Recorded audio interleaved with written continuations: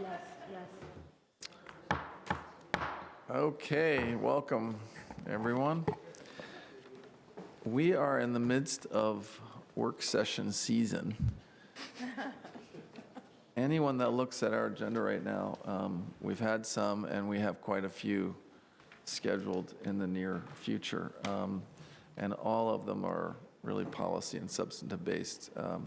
This one on the TDP, with a particular focus at points on Columbia Pike and the premium transit, is one that we've been planning for a while.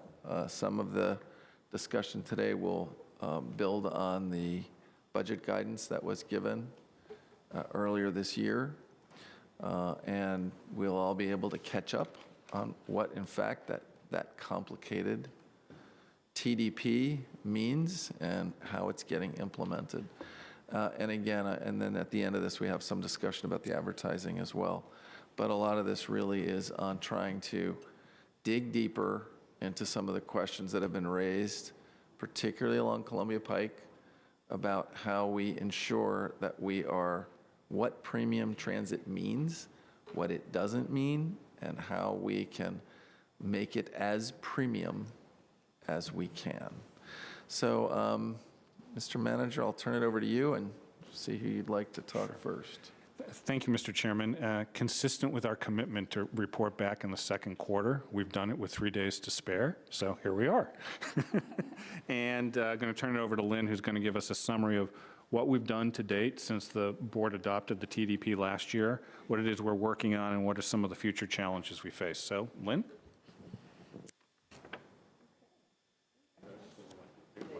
It's on, oh, there it is. Okay.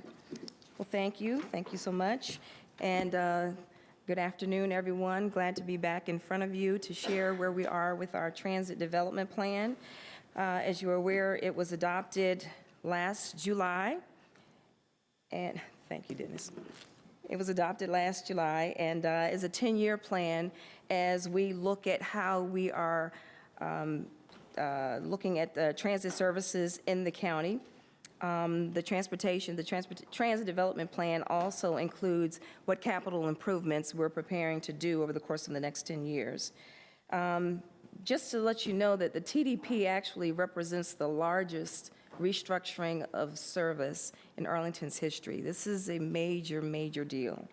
And just to remind you that the goals and strategies that we had that guided our planning process for the transit development plan also continues as we go through our implementation phase, which is the phase that we're in now.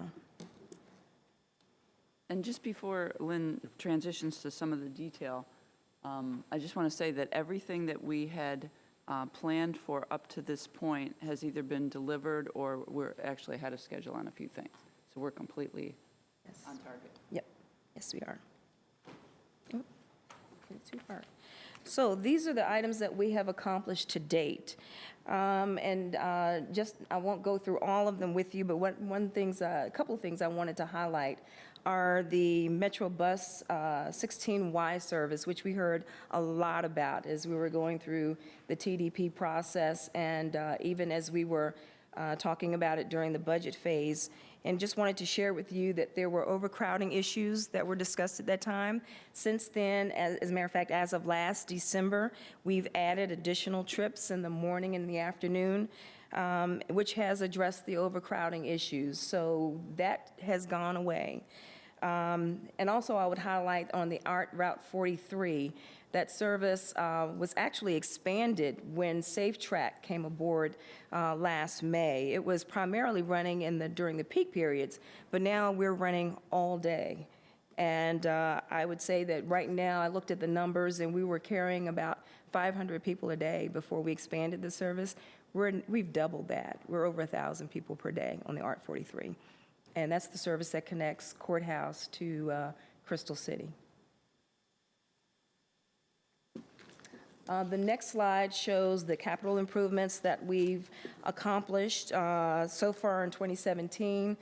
Actually, last month, we opened the Crystal City Multimodal Center, which has been getting significant use since we opened it. Our light maintenance facility, we're excited that it is substantially complete now, and we anticipate moving in over the course of the next month and expect to fully be in by August 1st. So that is a good news story for us. We're very excited about that. I just also wanted to highlight that we have completed improvements to the bus stops, ADA improvements to 23 stops in this year so far.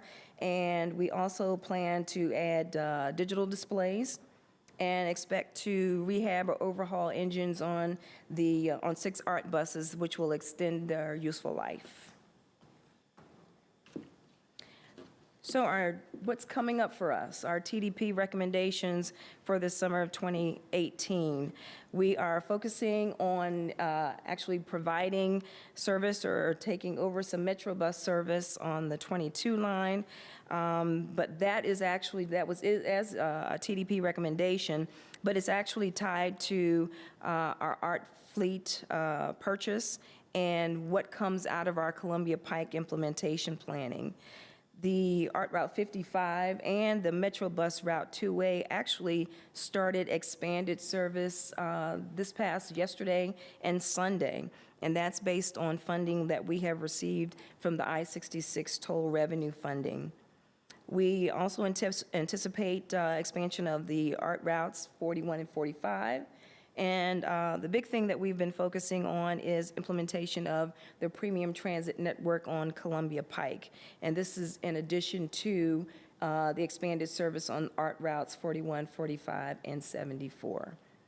All of these are on schedule as of this date. Katie?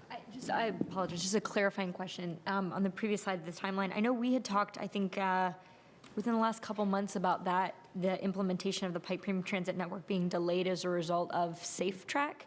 Can you speak to, does this represent a gaining again of time? Are we back on track? Can you speak to that? We're actually back on track. As we started this process, the plan was to, after we received and approved the TDP, was to actually begin the planning phase or the implementation phase. And with Safe Track coming aboard, we just felt that, number one, we were delayed in the implementation phasing. So it appeared to be that we were going to be delayed in implementing.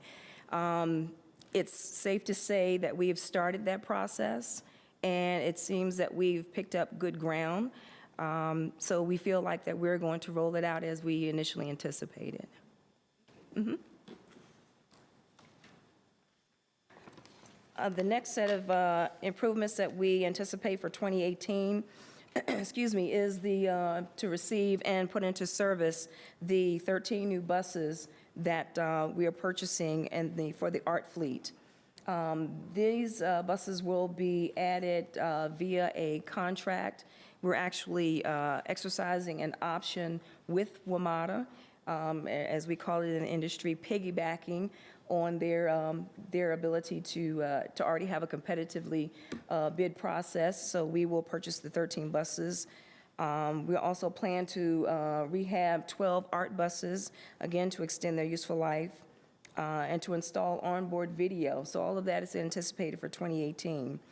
On the capital side, on the construction side, we anticipate beginning construction on the Boston multimodal station, and those are improvements at the actual Boston station, and to complete ADA improvements to 40 stops over the course of the next year. And going back to the art bus purchase, we anticipate getting those buses next spring. So next we'll talk about the premium transit network and where we are to date. So as the TDP, as we initially described, this actually expands once we add on the premium transit network along the Pike. It actually expands our transit network to 3 levels. Prior to this, it was primary and secondary service, but now we will expand it to a premium service. So the premium service means that we will have frequent service, frequent headways of about 6 minutes during the peak. Our primary service network actually had frequencies of every 15 minutes, and then the secondary network was more along the 30-minute range. So at this point, we look at the idea that we will be expanding our network so that we're providing an extensive amount of service, particularly with adding on the Columbia Pike trunk line or local connector service, as we've discussed it. Now I think I'll move on and we'll talk about the premium transit network. Before we actually go into the details, I also want to provide some additional context, because the county, through the board-adopted CIP, has made a substantial commitment to Columbia Pike. And think of this as layers. So we have over $120 million of investment lined up to basically rebuild Columbia Pike from end to end. That's all the utility infrastructure, it's the street, it's all the curb and gutter, sidewalk, streetscape lighting. That in itself is actually creating a much better environment for the transit patron. We layer on that what we achieve through transit stations, what we achieve through both county and private redevelopment, and it is physically changing the environment of Columbia Pike end to end. And so the various transit strategies are layered on top of that. I want to make sure that we don't miss this really substantive body of work that is going on, a lot of times that people don't see, but is progressing. The next big contract that's coming before the board is to reconstruct the whole West End, and we're on target to bring that to you in early fall. Thank you. Okay. So the premium transit network is the actual implementation planning that we're going through right now. That's been underway for a few months now. And literally what that network is doing is we're providing a simpler route network along Columbia Pike. We consider that there will be more connections and really more service along the Pike. And what you're seeing there shows the various types of services, beginning with the local art bus service and the frequency that service will be running along the Pike. You layer on top of that the limited stop Metro bus service that's out there, and then we would layer on top of that the local connector service. And you'll also see down at the bottom of that screen where Columbia Pike transit stations are anticipated to be constructed as well. So here is the current state, the timeline for the implementation planning. So we've done the project initiation, and we're in the process of collecting data and doing analysis. There will be stakeholder meetings and outreach that will take place primarily with Fairfax County. And I just remind you that for the implementation study, it's Arlington and Fairfax working together. WMATA is working in concert with us, with all of us. And a lot of the outreach and stakeholder meetings will be done with Fairfax because we did an extended amount of outreach during our TDP process. From June to July, then going into the fall, we will, let me step back for a moment. WMATA is preparing to provide the Premium Transit Network or Columbia Pike Service expansion as part of their State of Good Operations process. This is a process that they do every year, and they actually look at all of their services, and this is the time where we introduce new services, or if there are non-productive services out there, then those services are actually, we take those hours and put them into something else. So we thought this would be a good opportunity for it to move forward during the WMATA State of Good Operations. So this will actually be coming to, a version of this will go to the WMATA board in next month, actually, as preparing for the State of Good Operations. Then the next status is to actually finalize the service plan. That will happen in the fall. And we will be looking at the actual implementation or doing the schedules and what the bus operators will actually be doing. And this is all being in preparation to roll out for early next summer.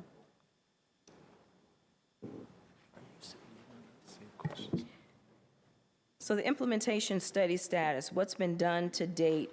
We've been evaluating the ridership patterns to get an idea of where people are actually going. And again, this is focusing on the Pike. So what we've seen so far in numbers is that most people are traveling on the Pike. That traditionally, we've seen a lot of people actually going to the rail stations. But what we're finding that there are even more people who are actually staying on the Pike.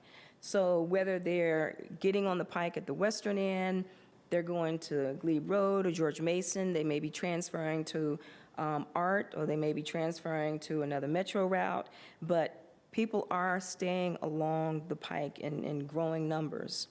The study's also looking at the various brands along the corridor. So right now we have some express type routes that are on the Pike, limited stop. We're looking at the Columbia Pike, and we call it the local connector, which is the trunk line service I've been talking about, and then other feeder service that impacts the Pike. We're also looking at what trade-offs there may be in the implementation planning. So as I mentioned, as we're looking at ridership patterns, we're determining where should the line, where should the local connector service end. In the implementation plan, the Transit Development Plan, we talked a lot about it ending at Crystal City. The implementation plan goes a bit deeper, and it looks at the actual travel patterns. So there may be some trade-offs. If we determine that we definitely wanted to go to Crystal City, the trade-off could be in the time savings. It could be in the number of vehicles that are used. There are a number of different things that we have to weigh as we go through this process. We're also looking at the various service plans for all day parts and where service needs to be added. So just to remind you, when you go from the development plan to the implementation plan, you may see a slight variation. We're trying to stick as closely as we can to what was proposed and recommended, but when you look at the day-to-day operation of the service, there may be some tweaks along the way. So I would say don't be too terribly surprised if you see some changes when we finally roll out the implementation planning for you. So also a part of the premium transit network, and actually a big part of it, is just looking at the various amenities. And we will talk about all of these further. As you're aware, the transit stations, which we are moving forward on, is one of the amenities that makes the service a premium service. And the next one is off-vehicle fare collection. We're in the process now of partnering with WMATA and DDOT and Federal City Council on a feasibility study. And the feasibility study is really looking at the types of options that we could have for off-vehicle fare payment. And then we will take those recommendations and provide a pilot. And our estimation is that the feasibility study will be done by the end of the year, and that we will roll out a pilot within 18 months of the end of that study. And Columbia Pike is the chosen corridor for us. And DDOT has chosen, I think, one or two. Regarding articulated, transit signal priority, we've done some technical modeling. And we've noticed, what we've seen from the model is that just doing TSP only provides us just a very modest travel time savings. And that's because the corridor is so short. Normally when you see TSP, it's in very long corridors. Over the course of the mileage, you see travel time savings. For Columbia Pike, which in our instance, we're looking at 2.5, 3 miles, there does not seem to be great travel time savings. But if you add that on to off-vehicle fare payment, that's when you start seeing the number of the amount of savings increase. Articulated vehicles, we have been working with WMATA and looking at areas where articulated buses might be able to be used, and have actually done a field test. And so we have already found some issues in navigating some of the routes. The route that we've actually had a vehicle on so far is the 16Y service, and we have found in a number of instances that a 60-foot vehicle just can't make some of those turns. So what that tells us is that eventually, if we get to a point where we would need our TICs, we would probably have to change the route, which goes back to missing some of the people who are actually using the service today. So again, those are the types of trade-offs that we have to look at. And if I could, Mr. Chairman, Ms. Rivers, so I presume you're talking about the left onto South Courthouse, and then the right that then makes to go around the bend before heading briefly on Washington Boulevard, before hitting Route 50, those are just too tight? They are tight, and Washington and Pershing is very tight as well. All right, thanks. So I guess I would wrap up by saying that we've moved forward on all of the transit amenities that we discussed during the process, during the TDP process. We consider, of course, we're moving forward with the transit stations, we're moving forward with off-vehicle fare collection. Transit signal priority doesn't seem like it's going to give us a lot of travel time savings in the Columbia Pike corridor, but we're actually looking at it for other corridors, for Lee Highway and Glebe Road. As far as branding, and I'm sorry, I skipped that. I went straight from TSP to RTICS. But for branding, we've already started talking about what the service could look like, taking into consideration that we want to differentiate the types of services, but also remind people that it is a family of services that will be on Columbia Pike. With that, I will go into... Actually, let's see, is this a logical place to take a break and ask some questions on what we've had? I mean, on the next section, sort of, some of the challenges, is that what it's called? Well, the next one goes into the additional board guidance. Off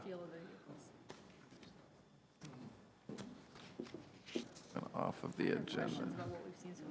Yeah, well, I think what we'll do is we'll see if there are any questions on what we've already heard. And of course, we can always circle back as we get more information. And some of this is obviously integrated. Let's see if my colleagues have any questions. Katie, you said you did? I do, yeah. And first, thank you. Even thus far, this has been really helpful, and in particular with the articulated buses, appreciate knowing that we have tried it, right? And I think that's really in the spirit of what we've talked about to date. Wanted to ask about headways. I know when we gave direction, there was some desire on our part to at least see a cost-benefit analysis of achieving the 6-minute headways for 18 hours a day, really that sort of predictability of service. You've talked about definitely those 6-minute headways on the connector service, the trunk line. How many hours a day is that serving those premium stops? And I was going to go into the headways further in some oncoming slides.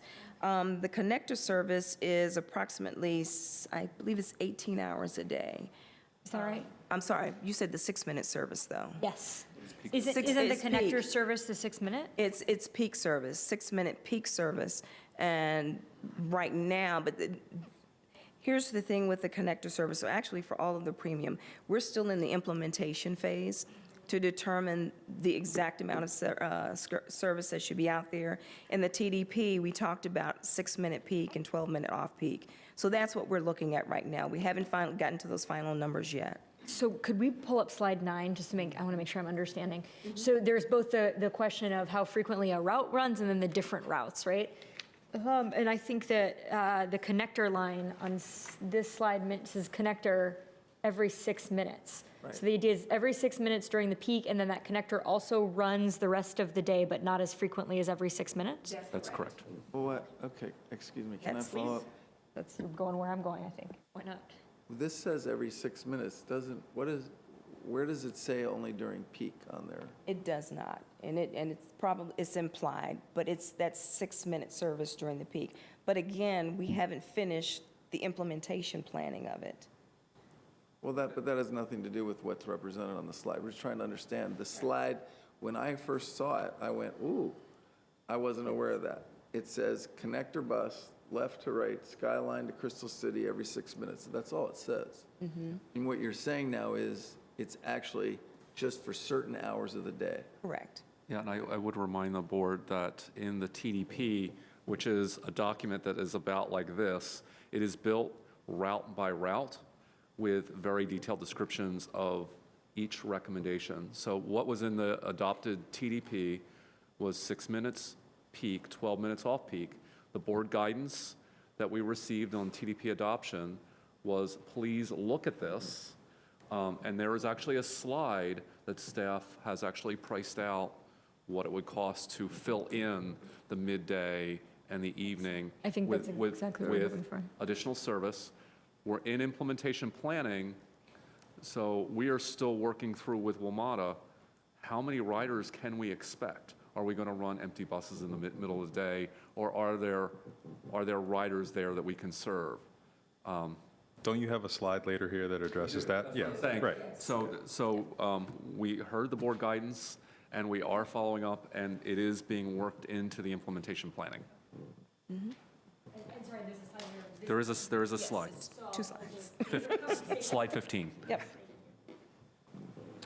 Christian? Sure, a couple questions if I can. So ART 55 and the enhanced service that we have going on there, we've had a fairly significant amount of correspondence from riders who have characterized ART 55 as an inadequate replacement for the Metrobus 3 lines that it replaced. And can you just give us a little color on what those enhancements are? I just can't remember and didn't bother to look it up before we gathered today. Okay, the enhancement is increasing, and I'm going to look to, Actually speak to it too.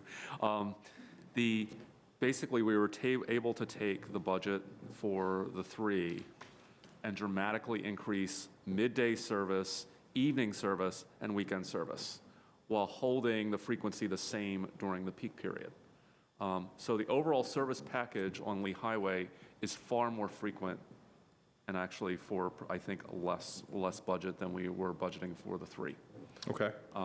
And I know we've had, I would say, because I also review some of the comments that come in, we have one rider on that route that is very unhappy, and he tends to be a frequent. High volume, but Yes. not.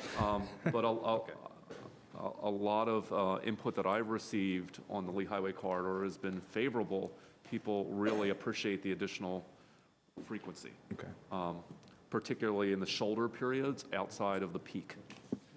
And can you, thank you, and can you speak to the onboard video investments that we are implementing right now and just give us a full sense of what we are accomplishing with that?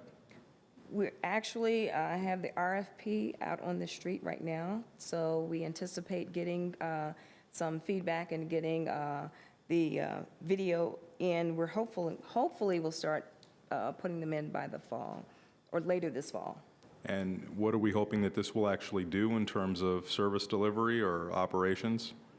I'm sorry, I missed that question. I was going to confirm. So what are we hoping that this investment will do for us in terms of service delivery and operations? I think overall it will help the safety aspect of the operations.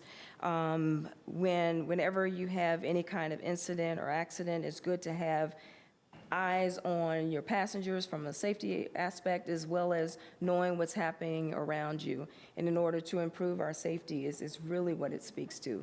And as part of that, does it make sense to think about other technological innovations to add at the same time? Are we future-proofing, so to speak, allowing for integrated, wireless communications technology, which may enable us to do some other things with these buses moving forward? Does it make sense to do this at the same time? Is there cost savings, or does it make sense to just pursue the video camera technology discreetly apart from anything else? We're still looking at that. As a matter of fact, we have had one of our staff to attend a wireless conference just in the last week. So we're continuing to look at that.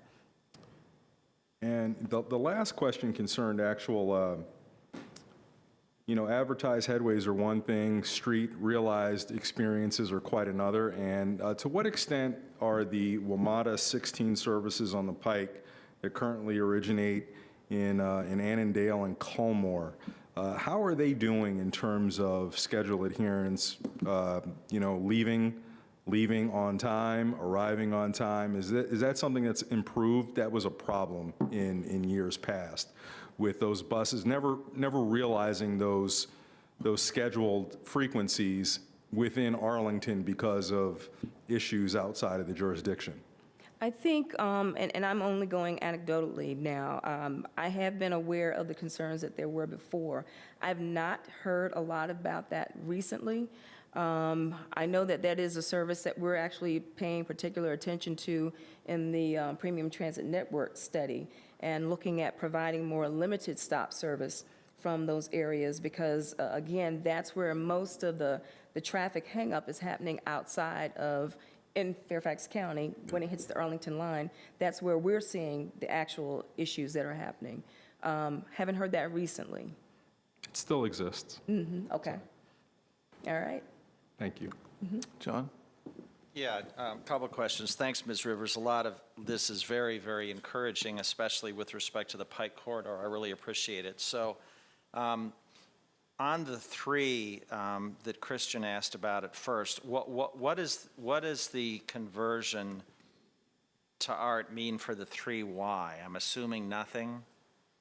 In other words, the Metro bus, Express, 3Y on Lee Highway? We have not pursued that. Because it actually enters the district, it is... Exactly. So no change for the 3Y? Right. Right, okay. Yeah, I take that quite a bit when I hear about delays on the Orange Line. So the slide 6 talks about the capital improvements in the ART bus fleet. Receive and put into service 13 new 40-feet ART buses, rehabilitate 12, and install and equip with the onboard video. My first question is, in terms of size of the ART bus, I know we've had this discussion before, Mr. Leach.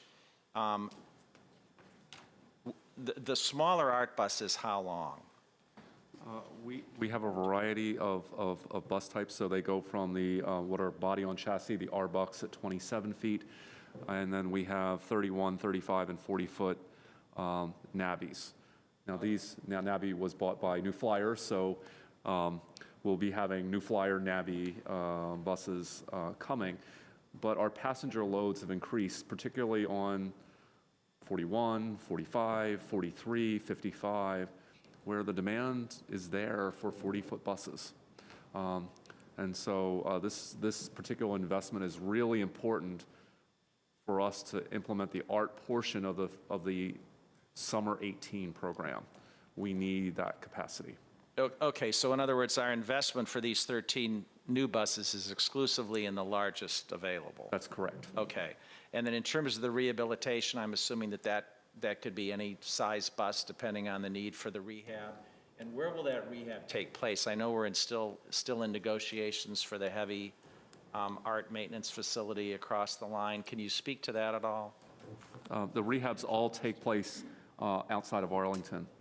The actual work is engine work, engine overhaul work, and that's being done, I believe the shop is in Manassas, where the actual engine is actually rebuilt.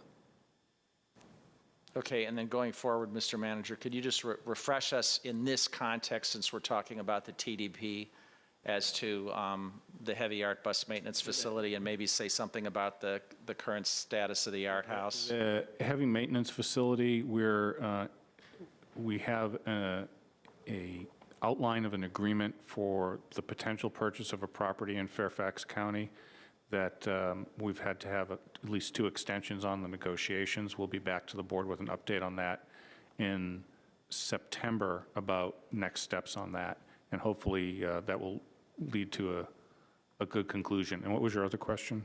The current status of where we are on finishing up the art house. Oh, the art house. I think Ms. Rivers said that that's going to actually open on August 1st is the, Right, well, we is actually the date. fully move in by August 1st. Okay, great. That's it for now. Thank you. Why don't we just continue with the, I had a quick question. sure. Thank you. I think, Ms. Rivers, I heard you, when Mr. Dorsey was asking a question about the RFP going out, that you said we were focusing more on safety. Did you say that? Yes, So on the could you onboard. elaborate that a little bit, what it is that we're concerned about? Well, I was for onboard video, and there are also some technology called a drive cam as well.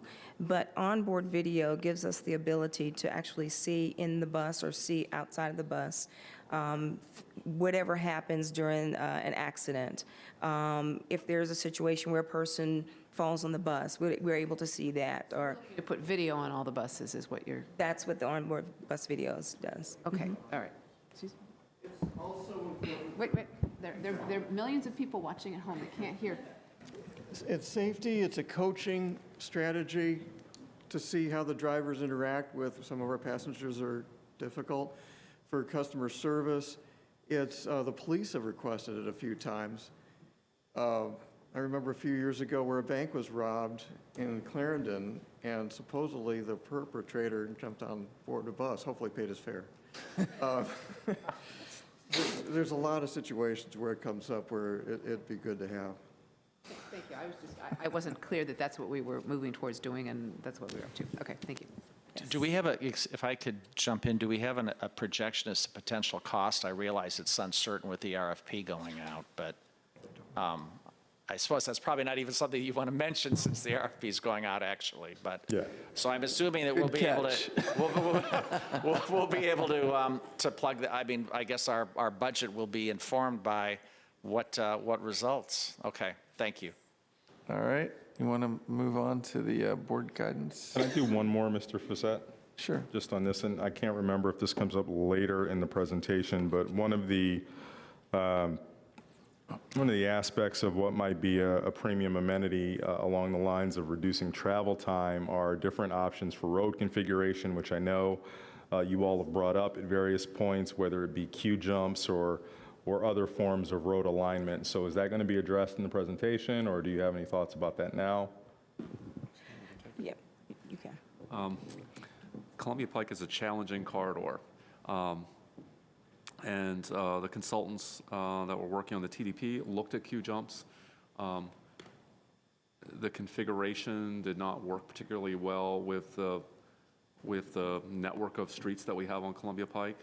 And it also is working in direct conflict with the form-based code that we have. So the places where it's most valuable are George Mason, Glebe Road, and Walter Reed.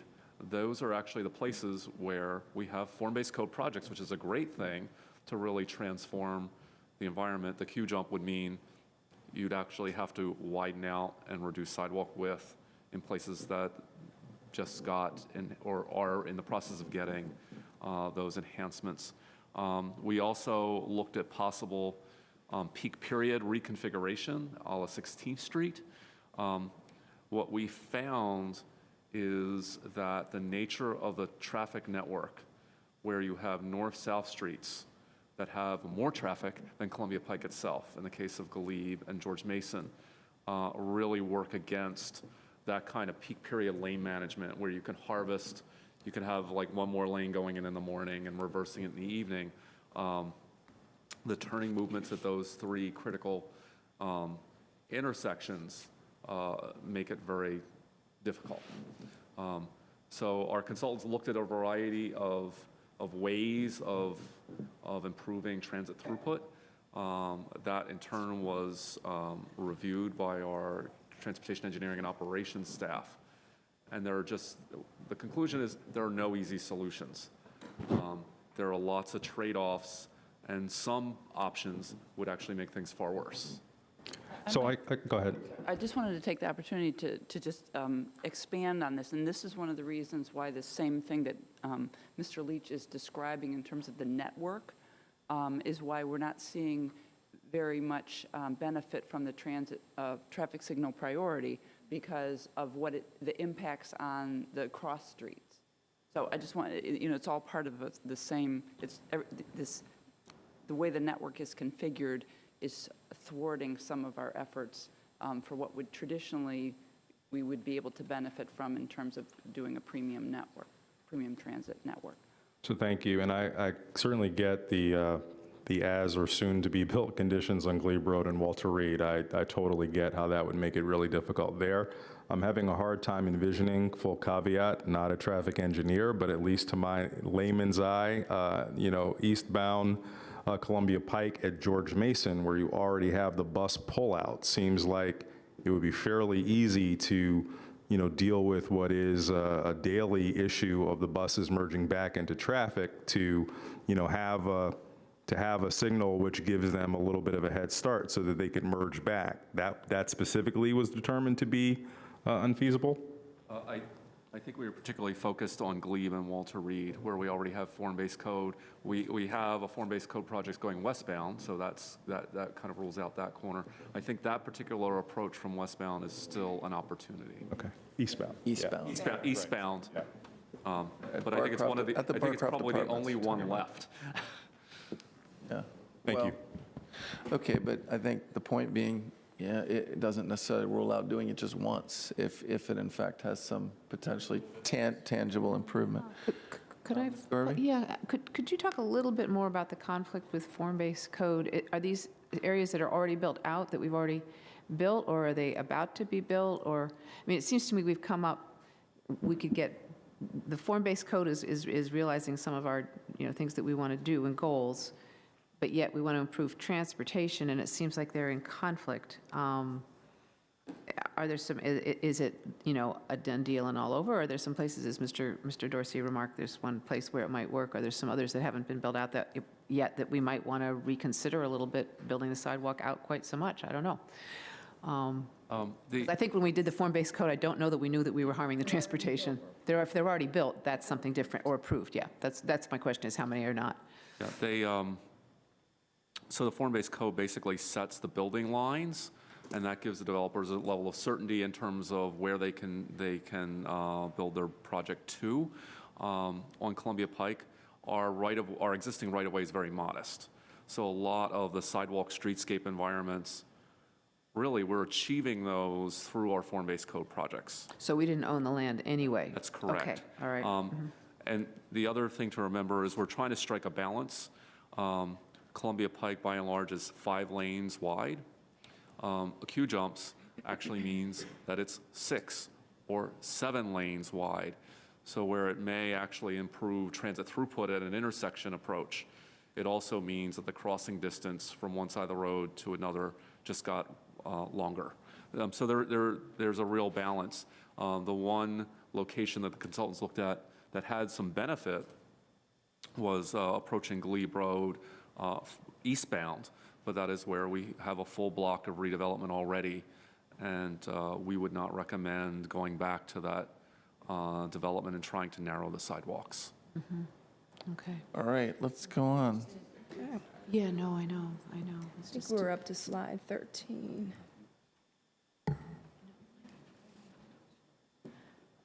Okay, now we'll talk about the additional board guidance that we received for the TDP. And the first one that we were reviewing was the look and customization of vehicles and the ability to look at the potential of unique vehicles along the pike.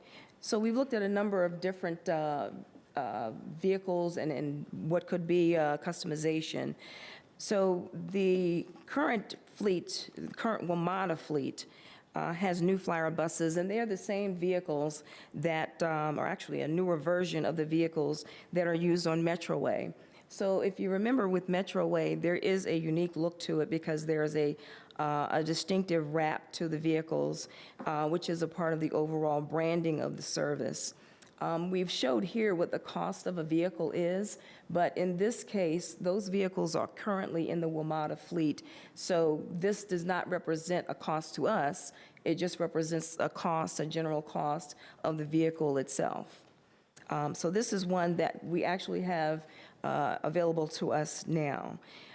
We also looked at electric vehicles and the ability to use those for the service. If we were to, I guess the caveat I would use is that if we were to use a different type of vehicle other than what's in the WMATA fleet, then there would be issues of how we would probably have to pay for the fleet itself. At this point, all of the WMATA fleet is a joint cost paid by all jurisdictional partners. The cost of an electric bus is about $750,000 and would require other equipment in order to maintain it.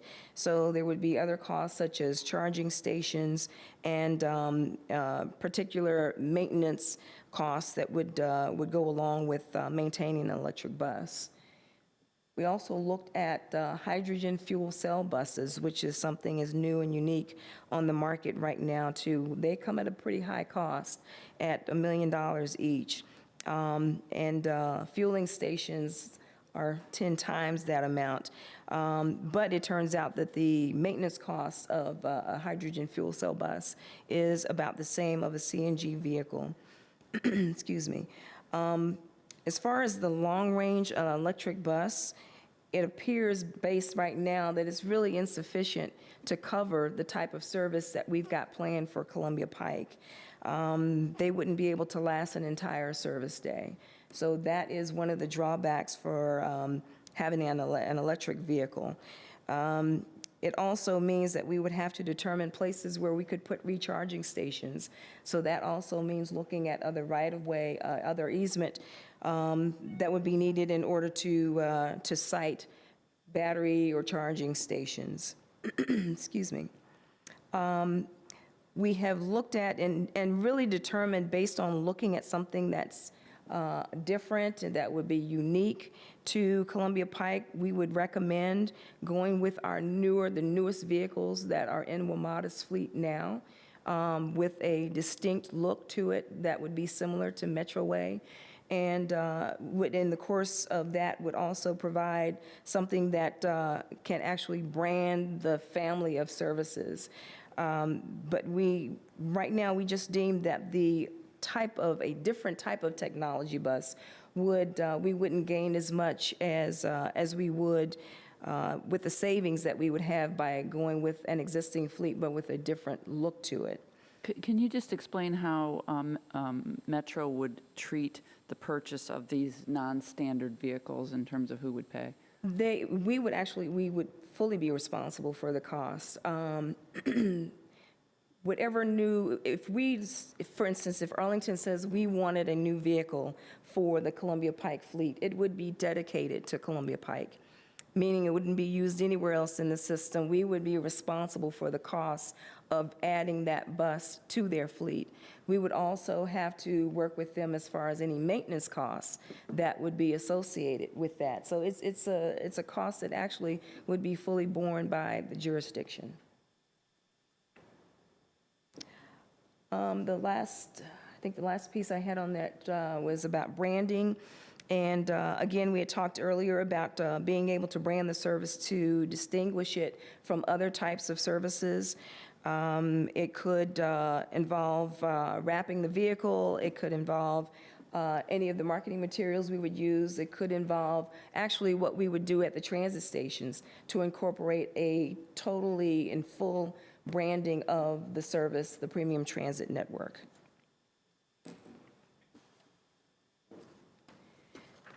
So in addition to the look and customization of the vehicle, we also were recommended to look at articulated buses and provide a plan to incorporate Artic buses on heavily used routes.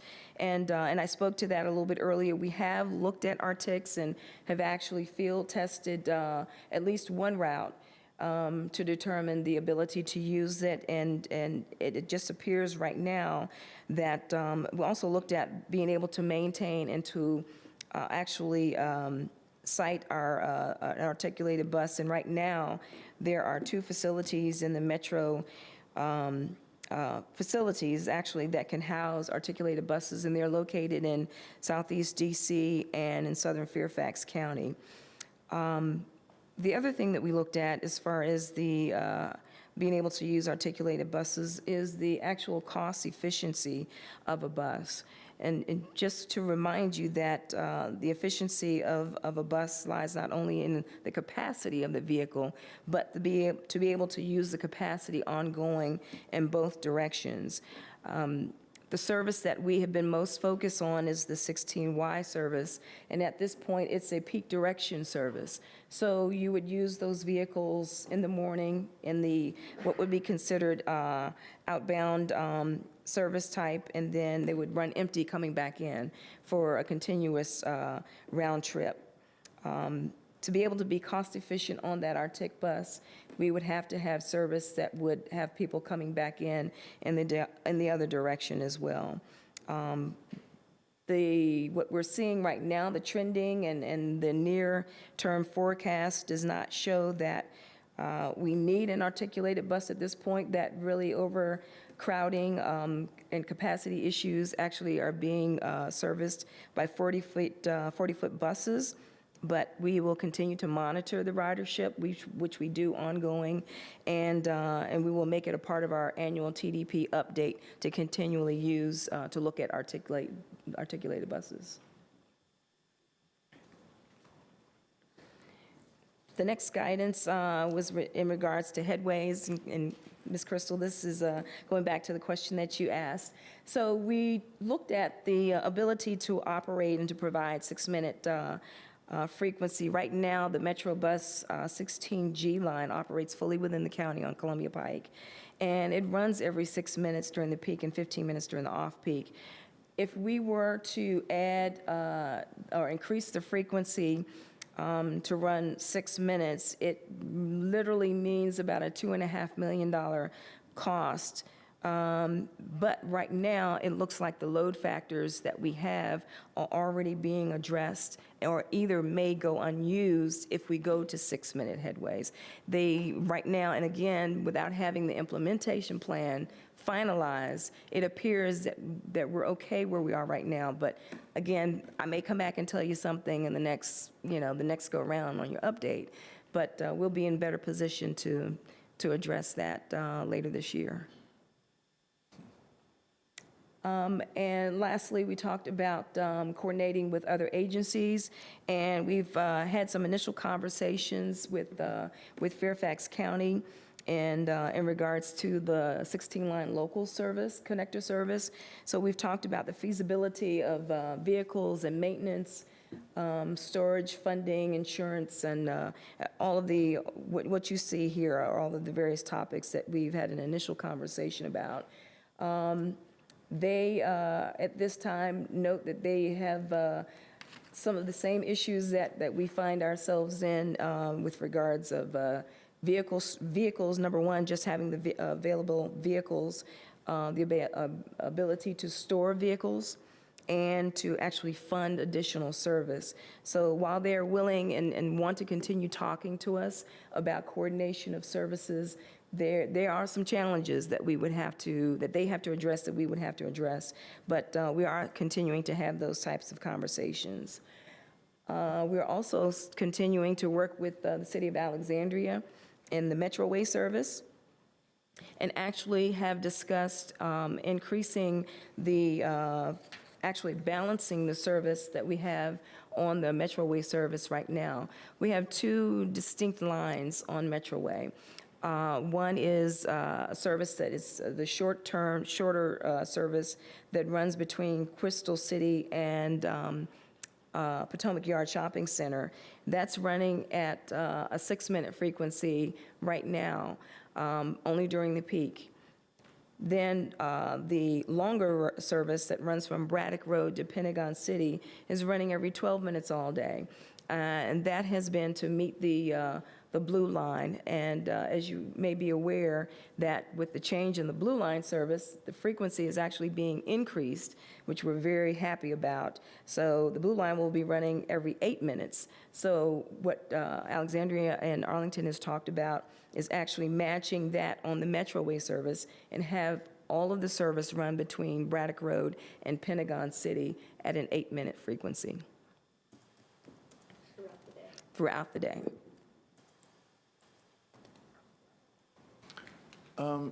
Let's ask some questions on this one now. I shouldn't have stopped us before. It should have been right here we stopped, but that's all right, done. Okay. Katie, you go. Yes, absolutely. So that final point actually, I think, sort of gets to the broader point of what I want to ask about, again, the 6-minute headways. So first, let me ask a mechanical question.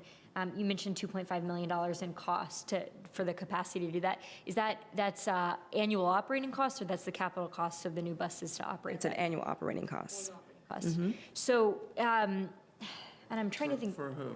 For the 16, this is the 16G, right? We were focusing on the trunk line service. So, I'm sorry, could we just go back to that other slide, the one we were looking at before? Excuse me. Whatever. With the, I think. okay. 9, yep.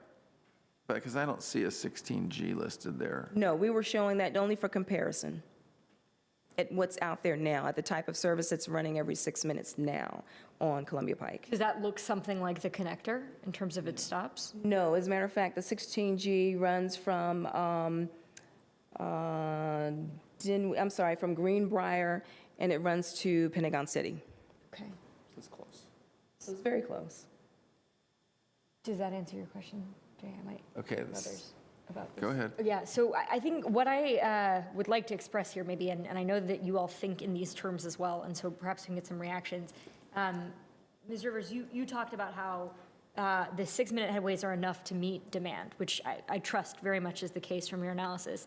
We're also trying to induce demand, right? And that's, and in fact, I think that's represented in those commitments to the Metroway, because we know that people are more likely to participate in transit when they don't have to, look at the dozens of pages of bus schedules in the TDP, which Mr. Leach referenced. And so the trade-off here, or rather the objective here, is not simply to meet current demand, but to create a transformative system that makes people understand that they can go to their bus stop, see a branded bus, and ride to wherever they want to go at some point, and that's what truly gets them to change their options. Can you just talk a little bit about how you're thinking about that? I mean, will we never get to 6-minute headways 18 hours a day until current demand justifies it? Will there ever be a point at which, the investment makes sense to try to induce new demand? I think that we will definitely get there. One of the things, and I think is kind of hard to actually show here, is that if you are at any given point along this route, let's say anywhere from 4 Mile Run to the Pentagon or Pentagon City, you will be seeing, in essence, right now, you see service out there every 2 to 3 minutes. During peak periods. During peak periods, right now, today. So when we talk about 6 minutes, we're talking in the individual lines. When you layer line upon line upon line, depending on where you are along Columbia Pike and where you're going. For instance, if you're going on 16Y and you're going downtown, you're seeing service 7, 8, 9 minutes during the peak. When you are on any of the local art services, when you add art to local metro service, to limited stop service, to what we plan for the connector service, you are going to see, in essence, 6-minute service or greater throughout the day, through various points in the day. So I think right now we've been focusing just on the one line versus all the services. But again, depending on where you're going, because what I mentioned earlier, the potential of trade-offs.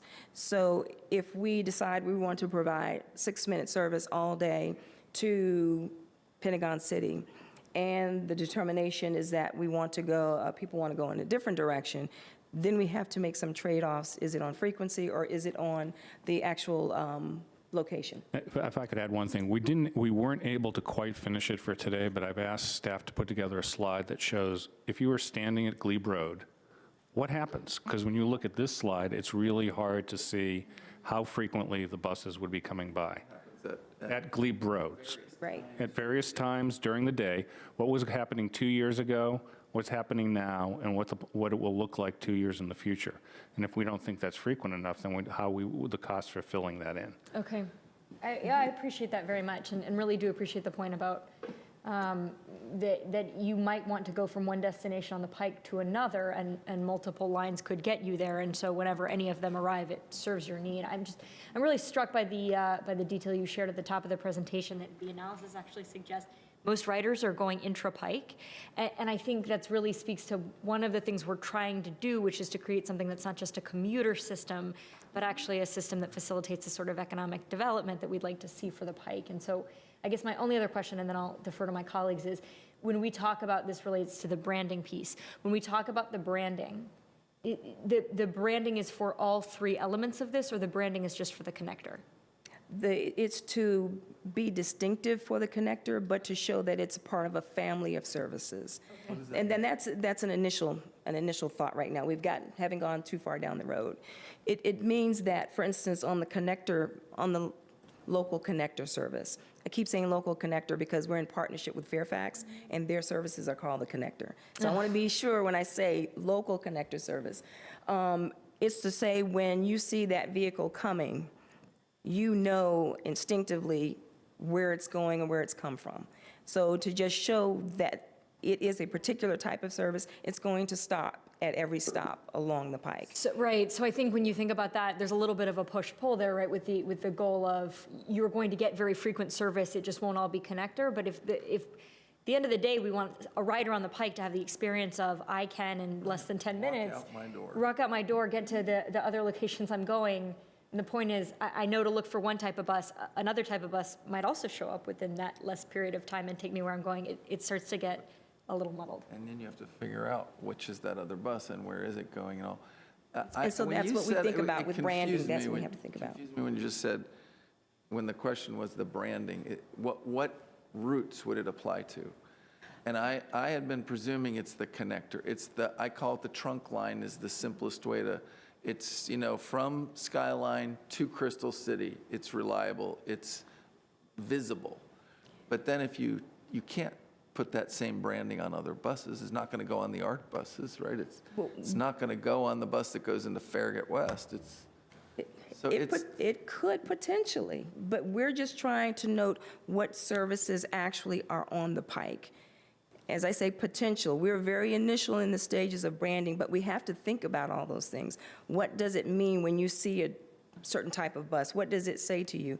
Does it talk about service? Is it really about destinations? Those are all the things we have to keep in mind.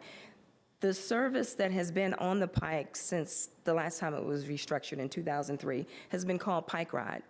and there was something on the bus, at the stop, on the signs, on the schedules that said Pike Ride. So immediately, and even today, people know Pike Ride means services that will hit the Pike. So those are the types of things that we're looking at in either refreshing the service, refreshing the brand, or just determining how we distinct the types of services that are on the Pike, which includes art. I mean, art does hit the Pike, not for very long in some instances, but it does. And if we're considering it a part of the premium transit network, somehow we have to be able to show that it is a brand or a family of service. When I say family of service, meaning there's the trunk line, that there's limited stop service, there are express routes, that there are local services that hit the Pike. So when we say family of services, that's what it means.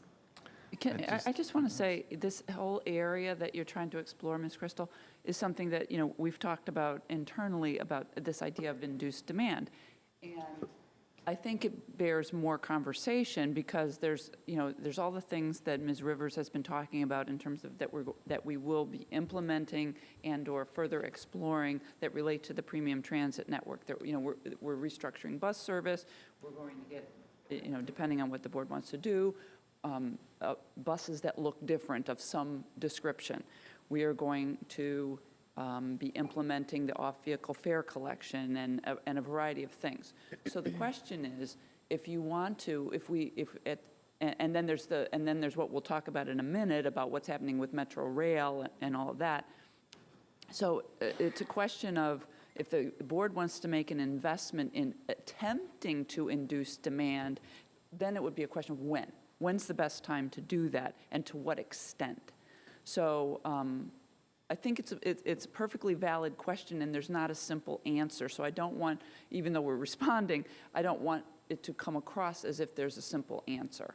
I greatly appreciate that. I think that cuts right to the heart of what I'm asking, which is, are we simply waiting until the demand gets there and when we start to provide this service, or are we at some point going to make a stretch and place a bet, right? So I think maybe we continue this conversation, but I think what you've articulated is exactly the framing that I'm asking about. Okay, and I think I would be safe in saying, and then Lynn and Dennis are going to either nod or go, that the timing, we would not suggest that the timing is now to make that investment because there's all these other Investments that we're pursuing. Is that fair to say? Yes. Can I ask others to, on the same topic, I don't want to leave this yet, but if everyone has there's some lights on, I want to just have others comment on the same topic that we're talking about, which is frequency/branding.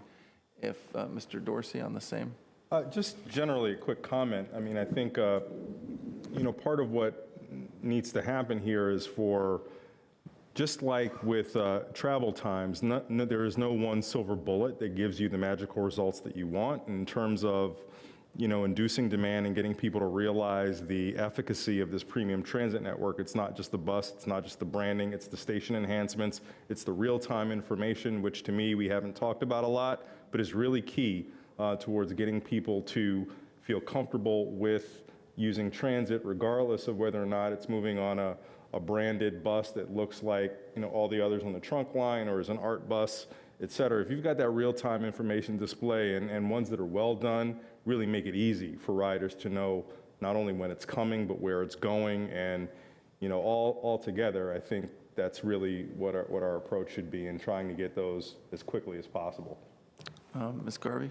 Just a quick question on headways. I'm assuming there's an industry standard or a social psychology sort of time limit on how long people are willing to wait. So it seems to me 6 minutes is great. So like if you say you get there and you see it going down, you missed it. If you got to wait another hour, you're just out of luck. It ruined your entire day. You got to figure out something else. If they're coming along in another 6 minutes, that's basically okay. If somebody just misses it for whatever reasons, they're not. They can find something else to substitute pretty darn quick. I can't say that there's an industry standard. It depends on the demand of the service. For instance, 6-minute service on Columbia Pike is great. Would 6-minute service necessarily be needed on Route 50? It wouldn't be. It's just that. So if you just miss the bus, That's what I'm saying. So even, I wonder if you know what I'm saying? analogous is, I think we Yeah. know, right, from planning perspectives, that if people are, I think it's something like within 1/10 of a mile to transit, we know they'll take transit versus walk. Because they'll So walk. I think Exactly. That's what I'm trying, sort yeah, of like- thank you, yeah. Right, right. Because I get it might not make a point, because maybe there are not enough people coming along, but to that one person, anyway, I'm just trying to figure that one What point one does out. behavior change? Yeah. Right, Lady. I agree, and I understand, but that's what I was getting to, that there is no one standard. It depends on the environment that you're operating in. For a densely populated corridor like Columbia Pike, 6 minutes is great. As I'd mentioned earlier, we have service out there right now that's running every 2 to 3 minutes, which is exceptional. But if you're going back to what Mr. Dorsey said about the real-time information, it's about when people know service is coming and they are able to adjust themselves accordingly. Well, I think that's what we're getting at, because if it's really convenient, if you don't have to adjust yourself. You don't have to look at you don't really have to pay any attention to what, all you know is I want to get to there, and I'm heading out the door to go, and if I miss it, another one's coming along, and I don't have to worry. If I'm trying to bring toddlers or whatever I'm doing that's going to mess it up. And then even if you know it, and you know, oh my gosh, if I miss it, it's all over, I can't even go. See what I'm saying? Anyway. I will tell you one standard I do know is that a bus running once an hour is just a deal breaker. Right. If you get to a point where you're only running service every 60 minutes, even on a Saturday, you're at the point where you probably are going to get rid of that service. If you're in the area of 30 minutes, again, it depends on the demand, it depends on the environment. So it's hard to say. There may be corridors in New York City that only operate every 15 minutes, which could be crazy for New York City, but it works well here in Arlington. So there's no one industry standard. Okay. I think, All right, I yeah. think we've talked about this in past, if I could just interject. It's the point, and I think, Dennis, you might have mentioned this in another, the point at which people don't need a schedule. It's not about any particular place.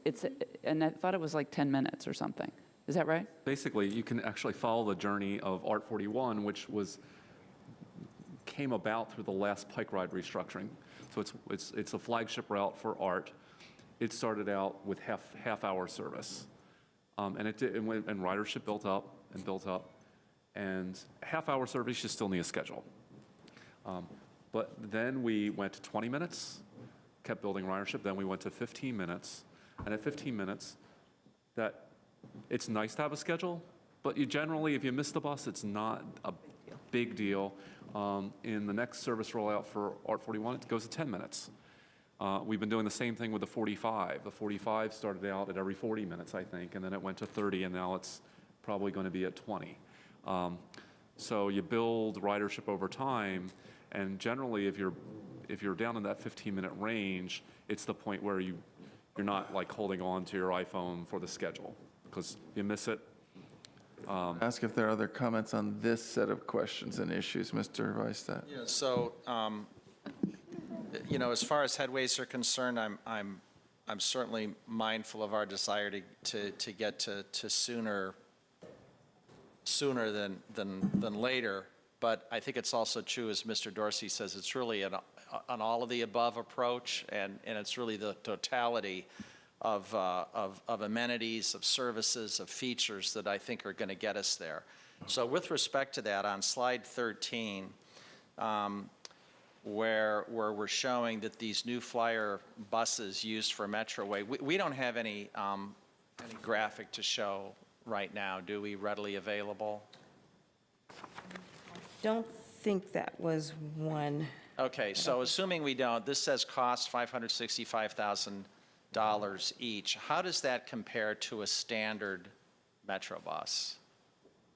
Actually, that is the standard Metro bus now. So how does the new flyer, if you can help us distinguish between the new flyer bus and the current Metro bus in terms of what, if any, differences are there in terms of features, equipment, design, or are we only talking about branding as being the difference in the two buses? The buses that are out there now have a more, what would be considered BRT look, meaning they're sleeker in the front. They have more of a rounded grille, if you will, and the lights. Is further, right? It goes Yes. down further. Exactly, exactly. Again, if you look at the Metroway buses right now, they look very much like that. Some of the features may differentiate, like where the mirrors are, how the lights look.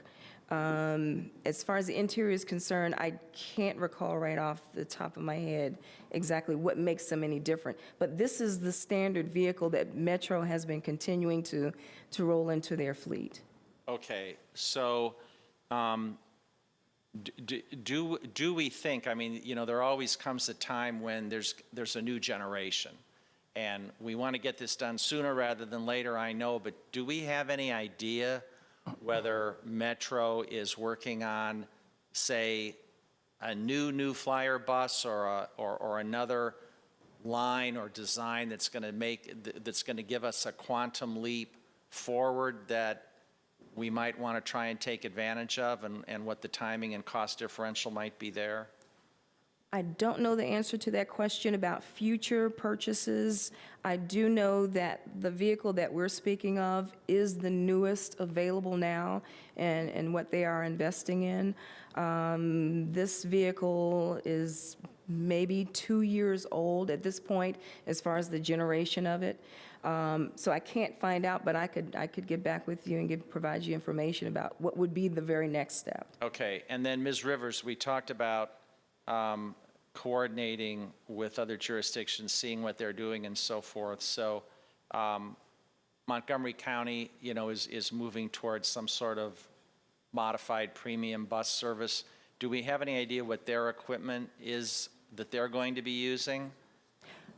Or are there any other examples from other jurisdictions that might help inform our decisions here?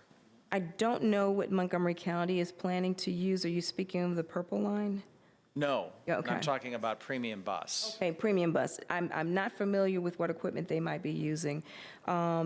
We have talked with, for instance, the DC Circulator is looking at some electric vehicles. I am aware of that. And let's see if I had my notes. You can get back to us, that's okay. And then just on slide 15, another coordination note where we say coordinate with other agencies, especially Fairfax County and the city of Alexandria. Mr. Fazette, I believe we're going to be having a work session sometime this fall with Fairfax County. Yeah, It we're might be looking good into to that. make a note of this to include on the agenda for that. Can I, okay, I'm going to ask a question or two about this. I just want to clarify and validate the connector starts in Skyline and ends in Crystal City. That's as it stands right now in the TDP, yes. That's right, okay. So now just pull up slide 12. I think this is getting a little bit, I'll just put my own 2 cents here. This is getting a little bit to sort of what Mr. Dorsey said. At some level, we know that this is a whole package of things, okay? And I get that, I think we all do. We know that transit stations, you know, are coming. We know you're looking at a number of other things. The off-vehicle fare collection sounds like it's moving forward. What I think is important to say is this isn't about industry standards. Really, we should be having these conversations with ourselves because for many years we had a proposal. And what we're comparing this to at some level is a past proposal where the board made commitments to sort of equal that, to do something not on rail but on wheels, that the only difference are the wheels and the rail, because it was presented that way. There's no difference between a streetcar versus a bus, except one's on a rail and one's on wheels. So at some level, the framing of this conversation, what we can't let it happen is to degrade down to the point of, well, we're just building something from scratch again, and we're going to keep adding when the need arises, et cetera, et cetera. And that's a little bit about the conversation we're trying to have, because in the normal course of things, it makes sense. that you don't build the capacity until the demand is there, and you check it out slowly, bit by bit. But I think we are losing, or we have to recognize that part of the context of this, part of the expectation in the community, part of what we promise the community is actually to put something in place that is as comparable to what they thought they had before as we can get. And so I look at this list, you know, the rail had the same, they had the off-vehicle fare collection, transit stations. It branded itself, it was branded, it was articulated at higher capacity. So at what point do we actually say what's really important here is to not compare to what could be, but what we had and what we need to try to replace as quickly or as effectively as possible. So the 6 month, or the 6 minute time on the quote trunk line was what was anticipated. We have the capacity to do it. I mean, we can say it's not worth the money, but part of that reliability we're all talking about, part of the frequency, reliability, being able to walk out is to connect Skyline to Pentagon City, to all of Columbia Pike, to Crystal City. In that that changes the whole life of that corridor. And I think that's what we're all grappling with is, how do you do this the normal way versus how do you say, this isn't the normal way. We promised more than normal. We promised premium service that was going to be as close to the equivalent of rail as we can do. Not just if we want to, and if we want to put a little more money here, if we want to. I think that we're a little bit missing the point when we try to do it in a normal way. Because we have the capacity to do it at 6 minutes, and that could completely change the experience if you have a branded vehicle on that trunk line. I don't know how else, maybe it's a family of vehicles and you get something comparable in all these other vehicles. But to me, it really does come back to the trunk line, which was to be every 6 minutes, up and down, Skyline to Crystal City. How do you provide that reliability, certainty, unique experience, premium experience in a way that lets people believe you actually are working to replace and create what we're trying to create. So I come back to that, which is 6 minutes. I'm glad you're putting it in the next proposal, in the implementation plan, in the next iteration of the planning, because I think it'll be incumbent upon the board at the time to really think of it in a little different context than simply the normal way of growing, as Dennis rightly pointed out, growing a line. Because there's a lot more at stake here in this corridor than that. And when the stations come in, we should be, part of the goal here is to actually, through the stations, through all the branding, incentivize that excitement to take the service that we hope we would have before and we should be trying to get into the future. So to me, that's a real difference in how you're approaching this. Would you like a response or? Actually, would you like to give a response, Carol? Sure. Yes, go ahead. I'll keep it short, but you know, we actually have talked about this also, and so there's a couple things. One is that we're now there is no, you know, we unplugged streetcar, and there is no solution that plugs in as a single solution unless we waited and got all the pieces together, and then, you know, we got the plan for the you know, the bus the implementation of the new routes. If we waited and got all the branding done, and we waited and got all the transit stations poised and ready to install, and we got the off-vehicle fare collection piece all worked out, and then we just unveiled that when it was all ready, then that would be the closest thing to plugging something in and delivering the fully comparable finished product.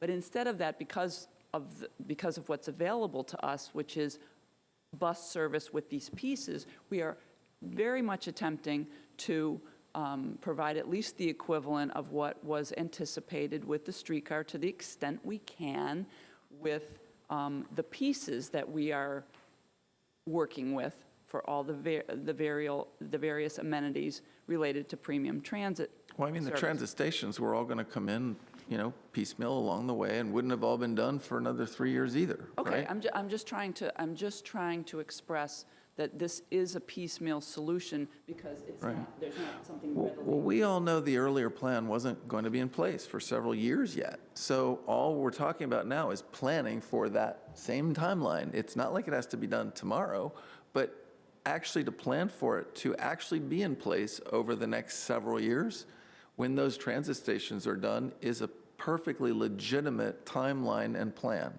in my view. And so just want to finish the point I was trying to make, which is that, now I've lost the point. That's okay. My fear is that what happens is you end up approaching this like a standard growth of a line, and each time the board will be asked to put in a little more money to get to the next phase without actually saying in 3 to 5 years, we want it to look like this, and we'll spend what it takes in the most efficient way possible to actually create that. But each step along the way, there'll be a choice that'll be a little more expensive than the other, and it'll be easy to say no to that enhancement at that time. And you won't get to that place 4 or 5 years down the road that people would have expected. I'm trying to give you enough time to think of what you forgot. As soon as you started talking again, it came back to me, which is, it is about the money. So I think for us, it was the decision to pivot away from streetcar was made by the board, and the decision to deliver the substitute for streetcar Is up to the made by board. the board. Correct. And so incrementally, we're putting choices in front of the board. If you want to have 6-minute headways, here's what it's going to cost. You want to have special buses that are different from the standard fleet, here's what it's going to cost. And Carol, I'll just say, I think that's right. I think you've just framed it properly, and I think each step along the way, hopefully the community or others will be here to kind of help remind people of the framework, but the board will face those choices, but we'll get them. We'll get the honest options about what gets you to the place, and I'll just say 4 or 5 years out, of the best premium transit that we can, comparable to, in the context of the rail system that had been envisioned. It'll never be exactly the same, and I get that, but. But I also think, given the TDP, there was a shift in focus, which is the streetcar program had a very heavy, due to the technology, very heavy corridor focus, without a lot of focus on connecting to other destinations. So this 10-year TDP took a much broader frame and not only looked at Columbia Pike and Crystal City and how do we support those places that are really important, but how do we connect people from these places to places they want to go? So in all of the streetcar planning, there was no focus on the ART 41 or the ART 45 or the 16Y or any of those other things of trying to make those connections that people find valuable. And so in summer 18, some of those connections get strengthened. Right. The connections, the very important connections between Columbia Pike and the RB corridor, that service is increasing. Right. And so I think there is a little bit of apples and oranges here. The TDP intentionally, given that we're working with bus, we took a frame, where do people want to be connected to, and did a lot of surveying, did a lot of analysis. And so what we got back was investing in this corridor is really important, but also making better connections between this corridor and other places. Right, So thus you which get could the- have been done thus as you get well the- as another overlay beyond. But yeah, very good point. And I want to ask one other question, then I'll turn it over to whoever would like to ask now. I will continue to ask that in the future, and please tell me, what is the downside to considering an extension of the Metro Way, which is now running from Alexandria into Crystal City and Pentagon City, and continuing that bus service down Columbia Pike to Skyline. Is that a feasible alternative? Why? You don't have dedicated right-of-way that you have there. Well, it's not on dedicated right-of-way the whole way of its route, but even if it's only partially dedicated, you get it through Pentagon City, it's a little bit dedicated, right? Then you get it down Columbia Pike. Is the reason you can't use the same branding, the same bus, because it requires a dedicated lane? Well, I would say that what makes the Metroway is the dedicated transit way and the dedicated lanes, even in mixed traffic during portions of the day. That's what really makes that service. So if we were able to do that on Columbia Pike, and that was part of that study, that modeling that we did when we talked about dedicated lanes on the Pike, that was partially to look at the feasibility to do that. Would never say never. Who knows what could happen down the road? It could potentially be that, but as it stands right now, just the actual infrastructure that would be needed is just not there. So at this time, it's not feasible, but there's a potential for it, I would say, in the future. Could be. Well, that's interesting, because I think of it as if through segments of that branded system, it's people know they take a certain segment, it's either in a dedicated lane or it's an extension of the corridor, but not in a dedicated lane. I wouldn't know why that excludes it from actually connecting one part of the county to another. But, you know, again, I throw that out there because in my view, that's something I think is worth further exploring. I agree. Scarvy, okay, thank you. Mr. Dorsey, did you, Yeah. did you go? Yeah, go ahead, Christian, and then John. So just a few things. This is all a fascinating discussion. I would just, as a little bit of an editorial comment, I think we're getting hung up with, and Mr. Leach, I appreciated what you just said, because the, streetcar or this, they're really not the same conversation. The streetcar is a vehicle, it's a mode. We'd be having much of the same conversation today about implementing that if that had proceeded unabated. And I think I remember hearing you say earlier, I guess it was last fall, that you still as staff envision the board will be making these decision points about investments in streetcar capacity to meet greater and greater headways that you wouldn't necessarily have, you wouldn't have right from the start done 6 minutes, 18 hours a day, that would be something that you would have over time built towards. Am I remembering that conversation correctly? We were in the beginning stages of the operations planning, and the issues of does it go end to end, are there turnbacks? Those were all things that were just starting to be worked on.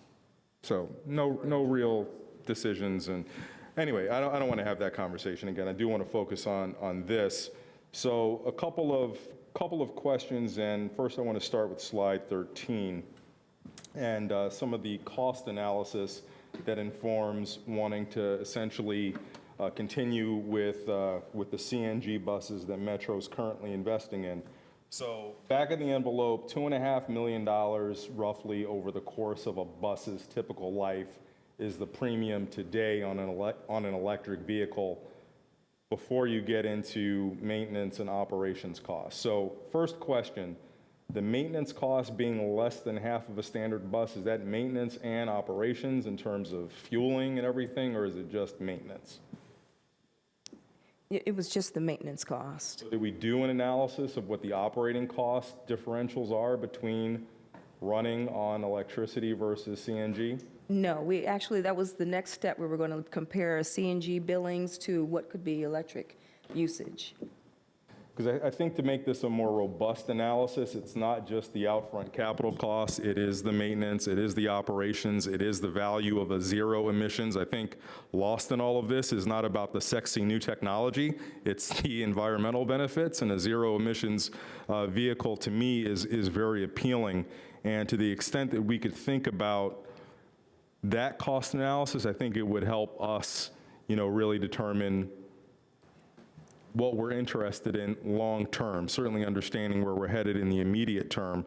And then secondly, when it comes to this trunk line, Since it is a joint venture between Arlington and Fairfax, and therefore we're fitting it into the WMATA regional route model, there are other models that other jurisdictions employ, whether it be a joint venture between Arlington and Fairfax that does maybe see a new service model and a new capital delivery model. Sometimes you see these including employers or landowners who will derive disproportionate benefit. In this case, we actually do have a landowner who is at either end of the trunk line who, might be invited to participate in some way. Have we explored any and all of that? Like what it would take if we just participated with Fairfax jointly, try to get, maybe some private capital involved here, what that would look like in terms of delivering the service? We've not had the conversation about private capital. Right now, it's just been about the other jurisdiction with Fairfax County. And so we've done the analysis to see that Arlington and Fairfax doing this jointly is not as advantageous as putting it into the WMATA regional route model? It appears right now in our initial conversations with Fairfax, just by the feedback we're getting, it's funding, it's vehicles, it's storage facilities. So that's what we've gotten initially without delving any more into it, even talking about a third partner. So just to refresh my memory, and I don't want to get too big into that, but this vehicle storage issue would have been the case with a different mode too, right? So. Yes, it would have been. And I believe with the streetcar model, there were plans to build a storage and maintenance facility.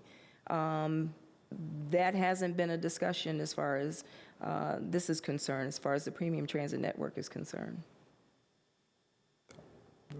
But if we could build one, I guess what I'm not tracking, if we could build one there, why can't we build one here to solve that issue? I think that gets into the next part of the presentation, but. Do we have the land anymore? Good segue. Yeah, basically, the opportunity at the east end of Columbia Pike has been foreclosed. Yes. Effectively. That was the only opportunity that we had identified there. We went through an exhaustive search. Again, everyone was very interested in the service, but citing facilities proved to be extremely challenging. And that's a great segue into our next part of the presentation. Mr. Weisstadt? Thank you. So we've talked a lot about the streetcar, and I just want to say that, Mr. Leach, I very much appreciated your discussion about connectivity because I think, as you say, it may be fruit, but it is apples and oranges. And really the question for me is not that we're trying to find something that's an equal replacement to the streetcar or as good as the streetcar, but frankly, that's better than the streetcar, that's more flexible, that's more accommodating of people's changing transit needs, cost, and so forth. That the board, we took a 4-to-1 vote, and I think that that's what we're all hoping for. But I'm just wondering if there's an opportunity before we move on to, this may be better in the next section, you tell me, but a year ago we were talking about other bus improvements in other parts of the county. By the summer of 2020, the county plans to make the following improvements: a new north-south connection between Roslyn and Shirlington, more frequent service from Dunloring to Ballston via Arlington Boulevard, more frequent service along Glebe Road, and a new connection between Crystal City National Airport and Shirlington, and a new connection between Buckingham and DHS at Sequoia. And I think you had a slide talking about how we're looking for 2018, but do these items, do you believe, still appear on track for close to 2020? I would say that they are. The focus right now is we're rolling out year by year, with also looking at the next year ahead. I would say that they are right now. Okay, thanks, Ms. Rivers. But I would just say that 2018 is a big lift. As Ms. Rivers stated before, that is the largest restructuring of bus service that we will ever have attempted in Arlington. So it's a particularly hard year for our TDP in terms of implementation. So we've got a tremendous amount of work to do focus all on that summer 18. There's a lot in the outer years of the plan, but I think 18 really is kind of a high point for restructuring. I think we better get to the next slides. Okay. Let's see, 16. So now, actually, we were going to talk about what we foresee as our current challenges with maintaining and expanded transit service. Dennis, did you want to provide some context to that? I'm going to provide a little bit of context to the first slide. Really, from the early 2000s on, really going back to the 90s, we could count on 2 or 3% Metro Rail ridership growth year in, year out. And everything else we did was kind of built on top of that. ART got its start as simply connecting to rail. And then that trend really broke down. Starting in 2011, 2012, growth stopped. And then we were in a cycle of decline, with a particularly bad hit in 2016 and 2017. We have Pentagon City up there because it's particularly relevant to this discussion of the TDP and Columbia Pike. Pentagon City was the station that we fed a lot of the Columbia Pike service into. And our ridership right now is sitting 21.5% below. And so that decline in Metro Rail ridership, it's really hard for bus, no matter what we do with bus service, to offset the kind of declines we're seeing in rail. We're working very closely with Metro. Metro has chosen Arlington to be its first regional partner to survey our riders to figure out how we can get them back. So we're committed to doing everything possible to be working with Metro to turn this corner. But I think it's going to be a slow climb. And I think really we need to keep this in mind when we look at when do we deploy articulated buses. What are the right headways? Because we're working against some really dramatic headwinds with essentially a weekday loss of riders of about 50,000. So the loss in Metro Rail is approaching the total bus ridership in Arlington between ART and Metrobus. That is how big that is. And ART is one of the only services that's really growing. It doesn't begin to offset these losses. So I just think we need to keep it in mind. For Arlington, it's really important to turn this trend around. So I'll let Lynn go on to the other slides. Fair to say we're probably behind schedule, so we probably have to pick up the pace. Pace, okay. So I just wanted to highlight some of the challenges that we see as far as expanding bus service. And really, we're focusing right now on some of the guidance about potential of connecting with Fairfax to take over Columbia Pike service. As I mentioned before, the ability to have the fleet and facilities to support taking over that service. Keeping in mind that removing major regional lines from WMATA has labor issues as well as the ability to impact all of our compact members who share in our costs of service right now. But more importantly, in the TDP, we just didn't look at it at that point. But we would have to rewrite the TDP in order to determine what that would mean from a funding standpoint. Next slide talks about our challenges, also continuing our challenges for expanding bus services. And this is just a graphic look at what the fleet looks like and what we need as far as supporting facilities in Arlington. Actually, what we're showing here is the fleet that's projected for the next 10 years. And what you see is going up. That's the blue line that you see on the left, and this is the box that's on the left-hand side. The orange line that you're looking at is actually the storage facilities or the support facilities that we have in order to store that fleet. And as you will notice that the end of our lease, currently we have the light maintenance facility, which we said we will be moving into by August 1st. So there is an ability to store vehicles there, but we have additional vehicles. The balance of the fleet currently that's being stored at Shirlington.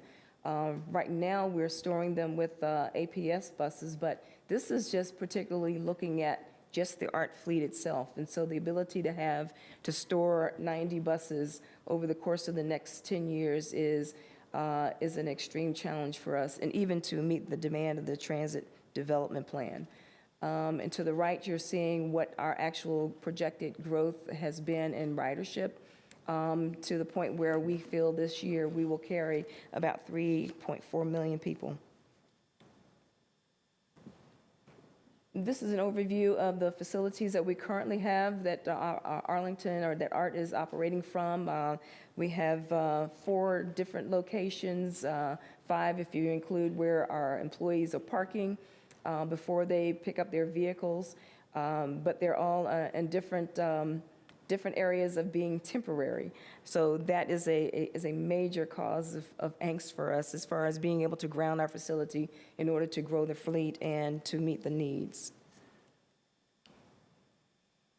On the next slide, we're showing that ART really is somewhat in a category of its own, as you will notice here, as far as the functions that we have and being able to operate from one main facility.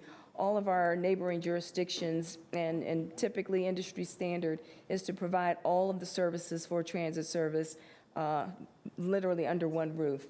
And so you'll see here, we're just noting that the various other services that are in a proximity to us and where they provide their services. And just wanted to give you some nice little pictures. This is Alexandria Dash's facility, which is, I think, only maybe about 6 or 7 years old. And the next facility is Fairfax Connector and their West Ox division, where they're supporting their services. And even just going back to Alexandria's facility, they are starting to say that they're reaching their capacity at their facility, and they may be looking in the near future for other locations. On slide number 24, we are just wanted to point out what it would require to address their facility needs over the next 10 years, and actually the impacts there are. The first one is just having a permanent facility to provide the storage capacity in order to maintain the 90 buses that are projected in the TDP. We are noting that facilities should be located to ensure the service efficiencies and reliability. As I mentioned earlier, that few transit services with the size fleet that we have operate from multiple locations. And once again, this does not address the growth that we are planning beyond 2026. The future heavy maintenance facility, we note that just to maintain 90 buses, we would need at least a 10-bay heavy maintenance facility. And Mr. Schwartz mentioned earlier about where the status of the electronic drive facility is, heavy maintenance facility. And this is just a graphic, just giving you an idea of all the various places we operate ART. I think we're doing a pretty good job considering we're focusing and we're operating out of 4 to 5 different locations. And this is just an overview of what Mr. Schwartz just mentioned, where we are with the status of the heavy maintenance facility. And in particular, to take note that in September, that we will need to make some decisions, or hopefully the board will make some decisions, so we will know how to pursue, and also noticing that we also will have an ability this fall to potentially receive additional funding to help with the support of this facility, but those decisions are upcoming and need to be made. So here we're discussing what the implementation risks are. Just mentioned, we talked about the MVTA funding, and that as we are rolling out, selecting new operations contractor, that it really affects our ability to get a contractor because of uncertainties with the work locations. We are able to get a better and more efficient bid if there is a grounding or permanency to our facilities. We have an ongoing, would be daily scheduling risk if we're dispatching from multiple locations. And we need to focus on a location that does not impact our operations costs or the flexibility. And one of the things I will highlight is just the funding that we receive for the art services.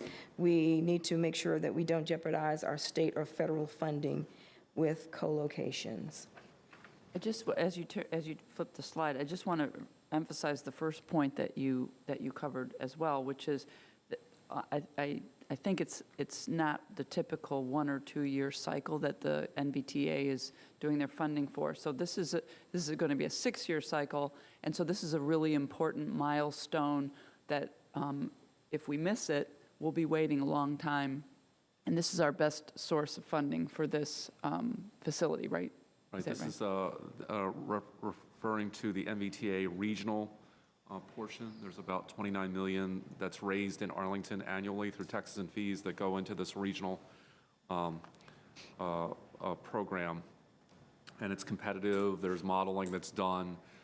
We think that bus storage, bus maintenance facilities that allow fleets to expand meet the regional definitions for that funding source, and that this particular project would score well. But we're also mindful of applications are going to be due sometime in the fall. This is for the 6-year plan. 6-year plan. Yeah, on the other hand, I think it's fair to say that there would always be some opportunity to amend that along the way if something came up. I mean, you can't expect everyone to know full 6 years out everything. So I think there's an experience around that. Certainly, it helps to get it in and have it assessed early, but I don't think it would preclude options later. Before we move on, can I just ask what that final sub-bullet means? The last bullet on the co-locating. Yeah, what does it mean to say co-locating other services with transit could jeopardize funding? With state and federal funding, there are caveats in the funding that says the use of the funds are for public transit. So were we to look at something, if we were to look at co-locating with any kind of service other than public transit services, it jeopardizes funding. So I think this actually is incredibly germane to the conversation we're about to have, but what co-location means, I think nearly every option for housing our bus facility would co-locate it with something else. I think it gets to the extent of the mix. I think if it's an adjacency, Okay. that is still, you can actually keep the funding, you could arrange it so the projects are separate, the funding is separate, and they can be tracked. It's when you start intermingling a maintenance facility with a sports complex and they're sharing the same structure. A child care center. That gets really, really challenging from an FTA and DRPT grant-making agency standpoint. Okay, so, well, right, I mean, so, My takeaway is not to be overly concerned. That you put it up here is one thing, but that not to be overly concerned, because our goal in many instances is to co-locate, but there's often a way to separate enough to still not be eliminated from consideration. Well, carrying this a step further, I mean, so as Ms. Crystal said, you know, kind of the trend these days and a hallmark of the joint facilities study was co-location. So if you were, for example, to do buses on the ground floor and then build some superstructure above it, whether it's, you know, housing or a sports facility or offices or who knows what, would that per se be eliminated, or is there a workaround? I think we need more granularity on this maybe at a soon future time. Since that term co-locate is such a poignant one in Arlington these days, I think we have to be careful how we use it. Okay, good point. Yeah. Okay. Almost there. Yep, we're almost to the end. We want to talk about Columbia Pike transit stations. Yep. That we have been moving forward with the locations that we brought forward to you before. We have advanced 8 locations, and at this point, we're having some issues that we're actually down to 5. 5 transit station locations that we're moving forward with site-specific design. And I will just share with you that We're finding that both at East and westbound Barton Street, that there's going to be some reconstruction in the roadway, so we're not going to advance that project in this first phase. It will be built, but we're having to delay it. And the same for East Oakland, which was one of the 8 locations. The same thing where the multimodal project that is moving forward and laying the groundwork for us, they are having to do some work before we can go in. The next page actually just shows the overall current schedule for the transitway stations, and it's just as I had mentioned, where we're showing that the first 5 are moving forward. We've been going through the design process and now in the process of pulling together our RFP and hopefully go to construction next year. And the status of the transit and advertising sponsorship. We met with you last fall to discuss the potential of advertising and are now have an RFI underway. We looked at the potential of using advertisements on buses and at shelters and determined just in our initial research that the ability to provide more or to go a more non-traditional route may be more lucrative. So we're moving to the next step of getting that confirmed by going through an RFI process to actually see what's out on the market, what can the market stand at this point. So we've issued the RFI last week, and proposals are imminent, and then we are preparing to gather information and come back to you to discuss what vendors and what the market is saying about advertising. And I believe that is the last slide. All right, let's see if there are some questions. Mr. Weistat? Just 2 quick questions. We'll recall the conversation a year ago when we were talking about what sort of premium transit stops we were looking at, and we, I think, struck somewhat of a compromise. We didn't go with the top end luxury, and we didn't go with the budget option, something kind of in the middle. And I'm just wondering if we still think that we're in line with the costs that were projected last year, or maybe even doing a little bit better with those costs. In other words, a little less per station. Do we have a guesstimate in that regard? Well, I'm going to maybe ask Jay Lawson, who's the project manager, to step up. Following the board direction, what we are going forward with is a premium factory assembled station, which instead of a field kit, where it would actually be constructed from scratch, each site being unique, the first thing that's going to happen is this request for proposals for manufacturing of all 23, and I'm going to let Jay follow up on that. Yes, so with the RFP for the 23 stations, they can be delivered in components as needed, as you know, when and will follow the phasing of multimodal through the completion of the all 23 stations. Obviously, we haven't received bids yet, but it is anticipated that those should be within budget. The current. Where do we anticipate storing those components? The way the RFP is being structured is that the manufacturer will deliver and house those structures until they are needed. Okay, so on an as-needed basis, we'll get those? Yes, sir. Okay, great. And then, Ms. Rivers, I just want to, once again, thank you for the slide on bus advertisements. I think it was very exciting that, just a few weeks ago, we entered into that multi-jurisdictional compact, if you will, for advertising on Capital Bike Share.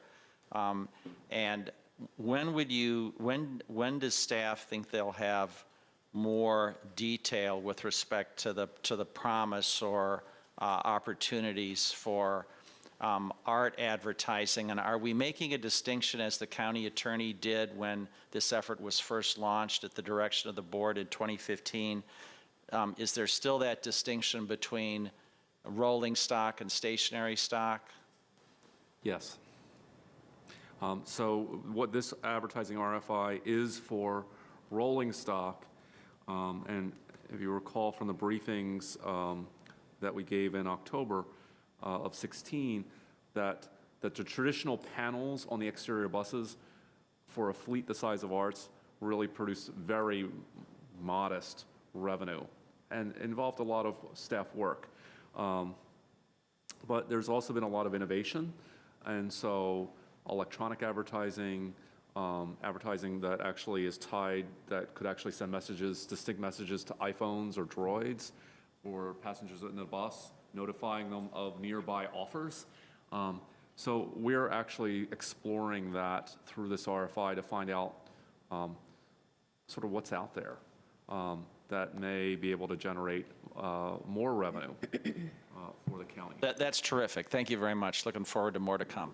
Mr. Dorsey? Try to be very quick on that. So to what extent does advertising on buses affect what we're able to do with WMATA buses and branding? You know, some WMATA buses are wrapped, but the ones that run through Arlington don't. Do we pay a price penalty for not allowing WMATA to generate revenue from that, or is that just an operational choice that they've made?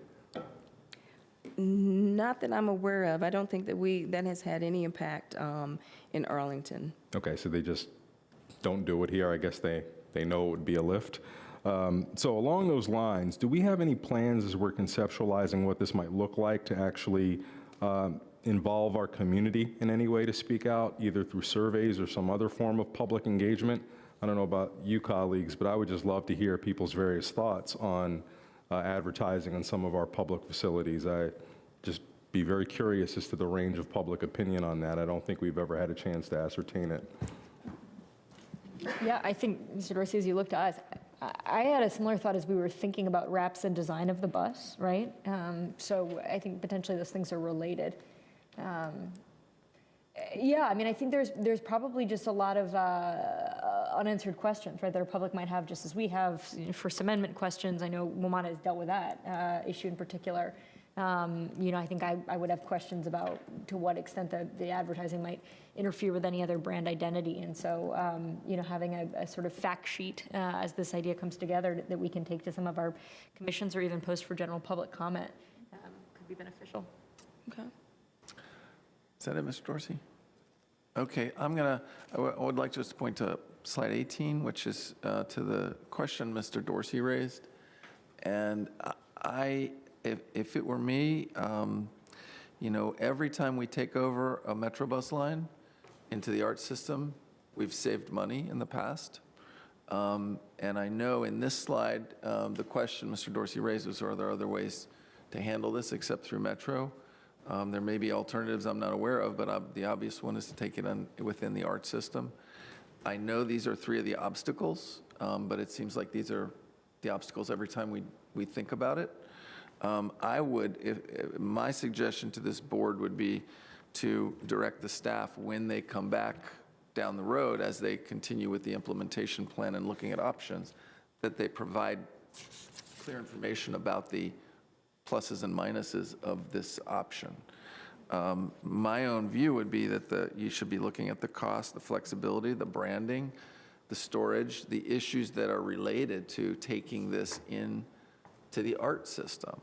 Maybe by that time we have a little better sense of where our bus storage facilities are.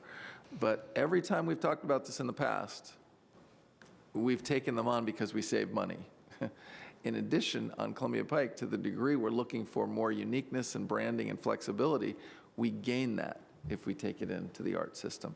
So my advice would be, and maybe we're looking for a head nod, whether we'd like to direct the staff to incorporate that in the next, whatever the next step is in terms of coming back to the board with options. If I may, before the conversation goes much further, I guess we didn't do a good job at showing how this actually is different than what we've done in the past. And I'm going to start, and then hopefully Mr. Leach will help me out, or Ms. Rivers.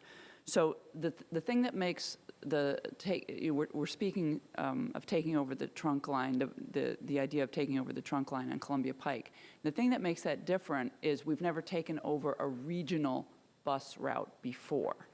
So that is different than what we've done in the past.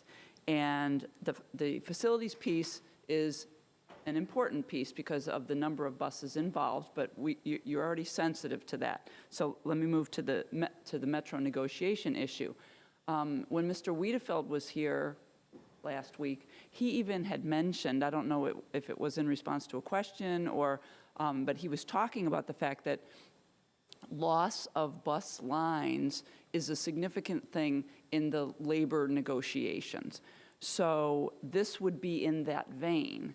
And either Ms. Rivers or Mr. Leach can talk about how that's been handled in the past with the metro routes that we have taken over. But this would be a significant difference.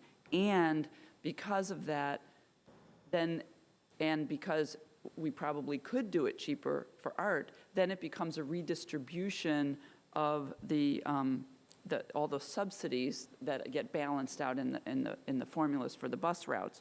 And then, as Ms. Rivers had said, this was not contemplated, and this would require a significant rewrite of the TDP, which is another. Should the board, yeah, you've just raised some of the reasons why I think it's important to do this, to actually present these alternatives to the board, and then decide whether or not it's compelling enough to actually go back and amend the TDP or not. And for those reasons, I don't know if the metro negotiation, what the impact is. Is it better or worse for Arlington in the end, or does it really matter? It may be some amount of work in terms of a union negotiation, but so again, just from my point of view, in terms of understanding what the best option is down the road, that's what I would suggest. Now, if my colleagues are happy moving along the way it is, then that's fine too. It's your choice. Mr. Fasetta, I'd be happy to nod my head in your direction. I agree. I think it needs to be looked at, and let's see what is concluded and recommended, and we can either stamp yes, stamp no, or stamp we'll see. Yeah. Okay. All right. Then there are at least three head nods for. The only other thing I'd say is to reiterate where we stand with quarterly Mr. Manager, do you provide the board with a quarterly update? Is that correct? Right, so we can talk about, we hadn't anticipated doing another work session in 3 months, but certainly providing you an update and then maybe doing another work session towards the end of the year to sort of at a 6-month check-in, but that's something we can talk about. I think my suggestion is that we all talk about it. We'll decide if at the end of the year or even putting it off to next year is sufficient for another work session, and we can have that conversation later. Okay, if there's nothing else, did you have something? I just wanted to make one parting thought about the transit stations are so important, and to leave them unremarked upon except to say, and to ask questions about the cost, which are excellent questions, but I just really wanted to emphasize, and this appeared earlier in the presentation, but not in the transit station slide, about thinking through the placemaking implications of these. Jay made a really compelling point in summing up comments about the premium transit network for the Pike earlier, which is that there's so much more at stake for this corridor than just getting the bus capacity right. And I think, for my part at least, starting to look at these transit stations as one of the best options that we have to create a sense of place. And, might point to, for example, what Alexandria has done around Route 1, around the transitway itself, right? That the landscaping there actually creates a sense of place that wasn't there before that. And without a dedicated lane, our sense of place is going to have to come from the transit station. So really just wanted to elevate that. I know there's been talk about an interdepartmental work group in the past. I hope that CPRO, whom we've funded significantly to do some placemaking exercises, will be part of this conversation, and some of the property owners and maybe even the retail establishments along the way, about how we really are using these to approximate some of the transformative impacts we're hoping this transportation solution will have for the corridor. So just a word on that as we close this out. What we will bring to you when we bring the contract for the award of the transit stations themselves is the team has worked really, really hard to maximize the number of options for doing placemaking, and they will be, and the ones that are the most sensible are being included in the proposal as add alternates. So you will have the chance at that point, and we'll know at that point what the stations themselves are going to cost. You can say, we want to add these various things. and you'll know exactly what they're going to cost, and then we can go from there. But as was said earlier, we have to reconcile branding, we have to reconcile advertising, and we have to reconcile placemaking. So that'll be an important step. Okay, thanks, everyone. We'll see you back here at 7 for the next work session. Yeah. I guess that's right. Not quite everybody.